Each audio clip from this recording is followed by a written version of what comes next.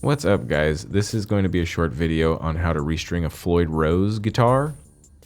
This is my hammer. It's currently set up with 9 to 46 in E standard, but we're switching that 10 to 52 in D standard. So the first step I do is put a 9-volt battery under the Floyd Rose, like so.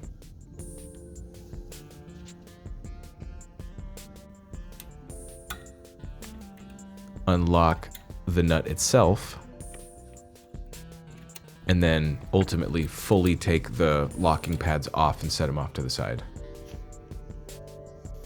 Next, I grab my trusty electric screwdriver thing with a string winder attachment on it and loosen the strings as you see here.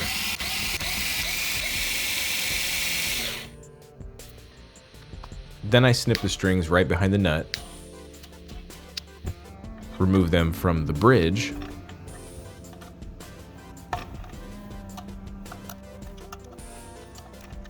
and then what I like to do is kind of bundle them up and rewind them as they were in the package originally, like this.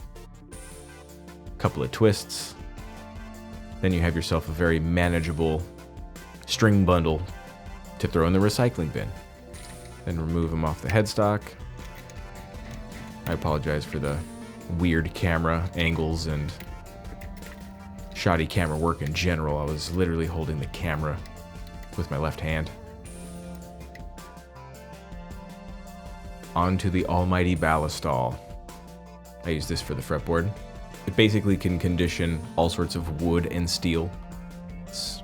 It was developed specifically for guns, if I'm not mistaken, among other things, but it just so happens to work beautifully on a guitar as well. I personally tend to start with focusing on the frets themselves and then coming back and filling in the empty spot this way.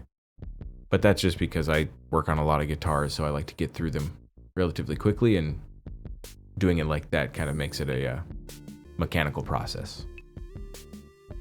And now here is the saturated board before it's dried. Looking nice and good. A nice glamour shot.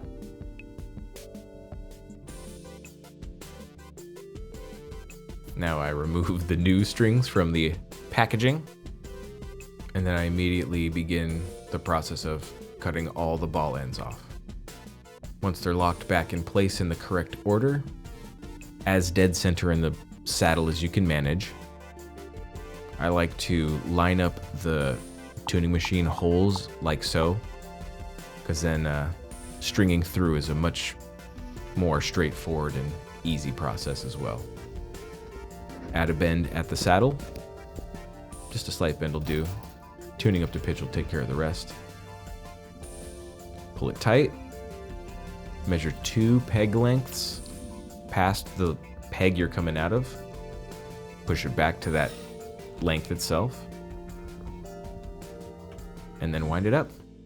Now that we got this long stuff coming out of the tuning machines, let's trim it off. Don't kid yourself, it doesn't look cool. It doesn't help your guitar do anything but look annoying and poke people in the eye. Then, remove the battery.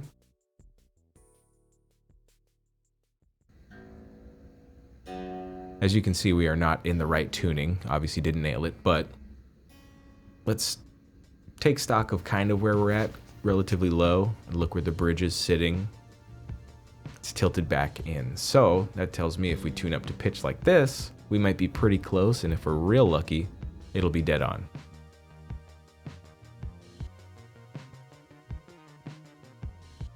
And that looks pretty damn parallel to me. At least good enough for rock and roll for this guy. Nailed it. So at this point, I make sure all the fine adjustment screws are pretty much halfway down their threads, like so, even across the board. That way you have maximum travel for each fine adjustment screw up and down in pitch.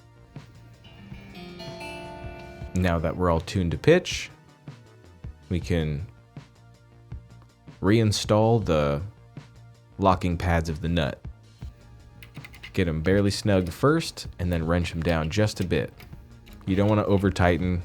It's not a good thing. If everything's set up right, it should lock in with not too much pressure. And here's a little demo.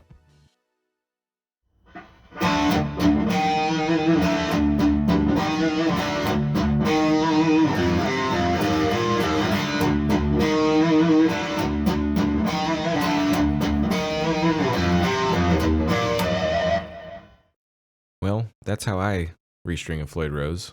I hope that was helpful. Thanks for watching this far. If you have a different way that you do it, leave it down in the comments, I guess, or tell me how I did everything wrong. Doesn't matter either way. If you got better tips and tricks than I got, throw them down in the comments too, because I could I could use them. So anyway, thanks again for watching.